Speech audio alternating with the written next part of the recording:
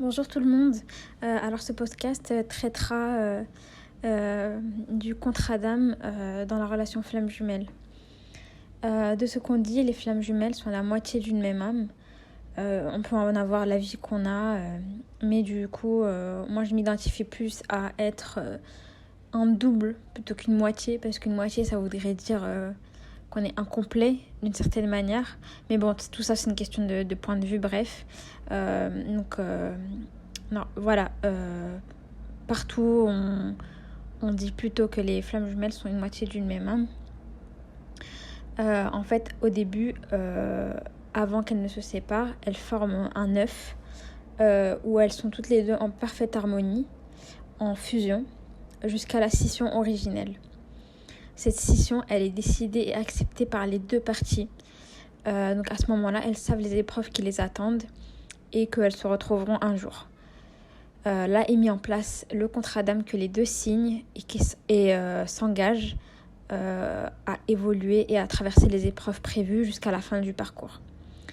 Elles s'incarnent alors sur Terre pour plusieurs vies afin d'évoluer et se réunir avec leurs flammes jumelles à la dernière vie. Pendant certaines vies, elles se retrouveront parfois pour se mettre en couple, parfois juste en se croisant brièvement. Durant certaines de ces vies, elles subiront de très lourdes épreuves et elles auront l'impression que l'univers fait tout pour les séparer. Elles pourront par exemple voir leurs jumeaux se faire tuer, torturer devant elles, sans qu'elles ne puissent rien faire. Du karma est alors créé et au fil des vies, elles auront de plus en plus peur de se retrouver car peur de souffrir.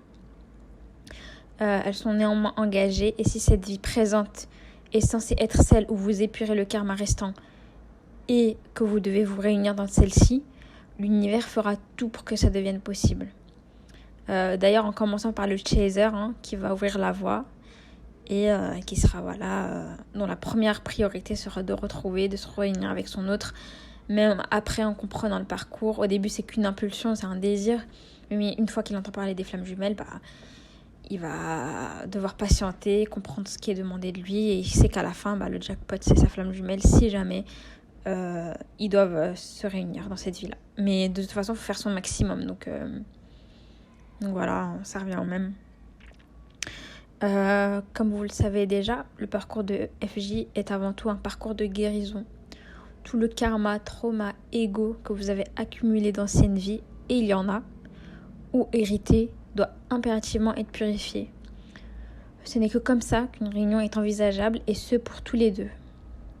Vous devrez vous rééquilibrer, chasser toute toxicité de votre vie, grandir spirituellement. Et pour le chaser, ne plus attendre le retour de son autre, même si c'est à travers cette histoire qu'il s'est éveillé. Car le but est atteint, la guérison est atteinte. C'est la complétude. Avant d'y arriver, il faudra passer plusieurs étapes. La complétude précède celle de la réunion ou des retrouvailles. Vous pouvez être arrivé à cette étape techniquement, mais ne pas encore avoir la vibration exigée par le parcours. C'est une chose assez difficile à expliquer et à mettre en place.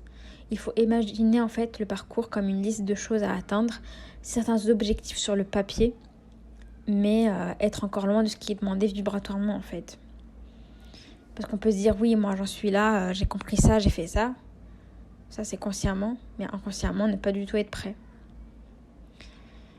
Moi je suis pour ma part d'ailleurs complètement convaincue que tout le monde a une FJ. Je trouve que ça serait un peu injuste sinon et ça serait se mettre sur un piédestal par rapport aux autres alors qu'on est tous pareils, on est tous égaux et on a tous le droit à trouver notre parfaite moitié en fait. Voilà, c'est juste qu'on n'en est pas tous au même point. Certains ne rencontrent pas leur flamme jumelle dans cette vie parce que c'est prévu comme ça, parce qu'ils n'en sont pas encore là et voilà.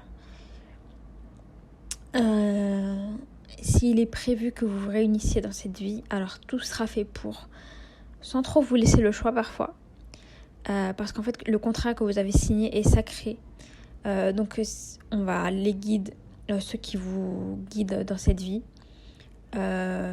vont vous accompagner, vont essayer de vous faire comprendre doucement, mais à un moment donné, si vous résistez trop, que vous ne voulez pas faire ce qui est demandé, vous pouvez avoir des soucis qui apparaissent, surtout les runners. Et ces soucis deviendront de plus en plus importants si vous continuez sur cette voie. Il y a